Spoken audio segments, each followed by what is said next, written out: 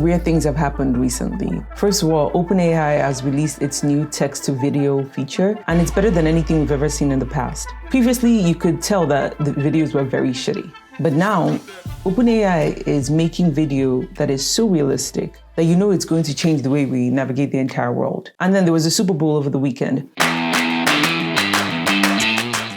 Usher performed, and of course, he featured Alicia Keys in the performance. I woke up and I watched the performance because I'm all the way in Lisbon, so I didn't get to watch it in real time. But Alicia Keys sounded normal and perfect. But then I go on Twitter and everybody talked about how she was off key when she was singing, and I didn't actually hear anything that was wrong. But then I realized that when they uploaded that video to YouTube, they actually uploaded a version where she sang perfectly well, and it was only the people who watched the Super Bowl live that had copies of her singing off key. Security and the prospects of peace in the Middle East depend on one thing: total victory over Hamas. And the third thing that's happened over the past 2 years is that there are two ongoing wars, at least two that have caught a lot of the mainstream media attention. And that's the war between Russia and Ukraine and Israel and Palestine. The Third World War was seen as a nuclear war, a conflict between states on the highway to nukes. And the problem with these two wars is that fundamentally, nobody knows what is actually happening, because so much of the information on social media websites, especially Twitter, is false. Videos from past wars, videos from incidences that have nothing to do with these wars are being reported as what's happening on the ground. We're about to enter an era where our senses are not equipped for the false information that's going to be sent our way. And I wanted to explore that idea. What does it mean to live in a society where you cannot confirm the truth, and the possibility of a lie spreading so much faster, and the implications of those lies on our regular everyday lives? Hello, my name is Chisom and welcome to my channel. In this channel, we discuss everything in the intersection of technology and geopolitics. And I wanted to discuss the implications of having a tool that can make text to video possible, compelling, and how that tool being in the hands of the general public would play out.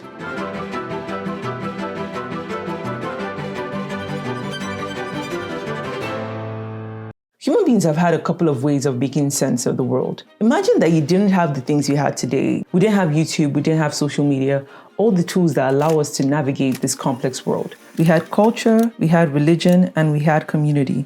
Community was good because, as bizarre as some of the rituals we did were, because we did them with people who were often our kin, they couldn't be that bad. They had to have some sense. And because enough people bought into them, it meant that there was a collective truth that the people of that community shared. Culture is interesting because those are the cheat codes that our ancestors gave us on how to navigate the world. Some of it is defunct, like some of it just doesn't work for today, but a lot of it are things that would have served us in a previous era. And culture was basically the best way our ancestors thought that we should live our lives. And then you had religion. Religion was the catch-all for all the things we could not explain. Yes, we could have culture that told us how to eat and how to dress, and we could have community that allowed us to celebrate certain rituals and events, but anything else, let's just leave it to the god or gods that we believe in. The problem is that all these three pillars have been weakened by modern society. There's psychological needs that are just as valuable and important as physical needs. Like, we know we have needs for nutrients, we know we have needs for water. We have needs psychological for all sorts of different things. Our communities are incredibly important. Love is incredibly important. Family is incredibly important. I think about the fact that I've lived in multiple cities and been in multiple parts of the world, but everybody kind of dresses the same. A lot of people are in major cities, so they don't actually have a community that's like their kin. It's often weaker communities or communities of some shared interests, but not a holistic community that you can say, these are my people. And then religion is on decline everywhere. I strongly believe that even in very religious countries, religion is also on the decline there, but they just don't have the courage or the ability to come out and openly say, I'm no longer religious. The problem is that in modern society, all those three pillars have been weakened. And even the few things that we've built as infrastructure to try and solve these problems are crumbling right in front of us. We have the population collapse that's literally happening globally. It's so funny how everybody's like, in sub-Saharan Africa, people are having above replacement birth rates. Yes, but people are still having significantly fewer children than people of previous generations. I have cousins, for example, their mother had 11 children, and currently I think the youngest is around my age or just slightly younger than me, and I think they're only like 5 grandchildren. And that is bizarre, but people are having fewer children globally. And so this entire idea of community and kin and culture is slowly being eradicated. And then you have something like religion that is still taking a beating. Traditional institutions that were once trusted, like media sources and universities, are losing all their credibility. Eventually, because of the population collapse, you are going to have a retirement/pension/welfare state collapse because there will not be enough new taxpayers to continue the social contract. So we have the inventions, the social creations that kept us for so many previous generations. And then we have our modern day institutions falling in front of us. And the only thing we kind of have left after everything is gone out of the way are our senses, like our ability to see our circumstance and make wise choices based off of it. But if we get to a world where our media, our videos, our texts, everything we consume could possibly be fake, therefore our senses are literally going to fail us. And I fear that in a society where we can't even trust our senses, where you can watch a video that looks so vivid and so realistic, and that video was literally made by bits and bytes and is not real, where literally everybody has a different reality based on their curated timeline, and multiple people are viewing the world in completely different frames. Like, people literally cannot agree on what is true anymore. And that is a radical change from where we once existed, where there was a unifying truth and a unifying frame to view the world. And I think about the fact that if our ancestral institutions, that is our cultures, our customs, our kin, all these things are no longer nearly as strong as they are, and then our modern institutions, our schools, our churches, all these institutions are failing in front of us, the last line of defense are our senses.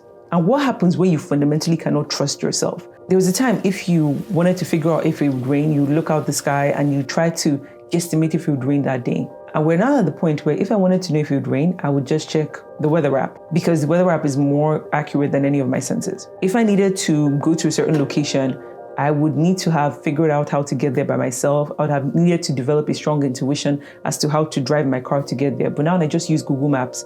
My senses and our senses as a whole are slowly being less useful in the modern world. And what happens when our senses are completely not accurate anymore? We can't even use them because the kinds of forces that be thrown at us, fake videos, fake text, fake images, will just overwhelm our ability to navigate the free world. I feel like society is going to become so severely neurotic, trying to figure out what is true and what is false, that it will believe itself into a wall. How I would describe it is, imagine you're in a group chat. For the men who don't know, girls have group chats, and you're trying to decipher if this boy likes you or not, or if this is a red flag or not. And you drive yourself so crazy with the most minute details, because if it's a red flag, like, you can avoid everything bad that will come with the situation. But it gets to the point where you're literally trying to create something out of nothing.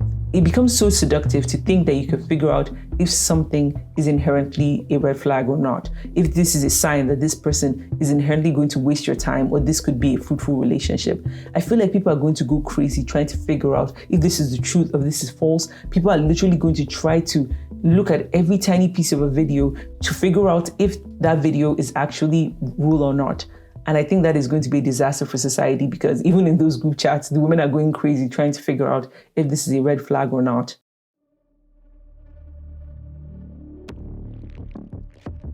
New threat. I think what we'll see is that with China's more closed internet, more governments will aggressively begin to put this into effect. Some governments might make the case that these institutions are so rife with so much fake news that they are not to be trusted. Their citizens are better off trusting their country's social media site. It's obvious that as this information becomes more mainstream, people will create propaganda against their own adversaries. But I think the worst thing would be internal ways in which people would use the technology against each other. I have a very strong prediction that the world map that we have today is going to radically change over the next 50 years.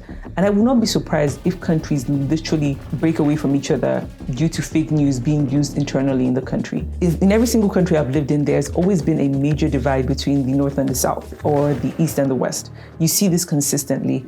And I fear that in this world that we're about to get into, more of the tensions will be used internally to separate countries or to create new ones. I know a lot of people have this idea that they can go back to the past and live off the grid and create this utopia away from this technology. All the ancestral infrastructure that we needed, which is community, culture, religion, you can't actually do that by yourself. So the entire idea of fleeing to the middle of nowhere to try to run away from these problems are really not going to solve them. do religions adapt and begin to make new laws to deal with the fact there were laws for fornication and there were laws for adultery, but are there going to be laws against AI-generated porn? What are we going to do about the new things that were going to be disasters for religions? I'm not sure exactly how we're going to deal with the fact that our senses fundamentally will be failing us, how we cannot trust what we see, how we do not know if the person beside us sees the world in any way, shape, or form similar to how we see it. I do think that people should expect a radically different world than the one that they're currently seeing. A world in which things that they've known to be true all their lives are now false. And I do think governments globally will have to respond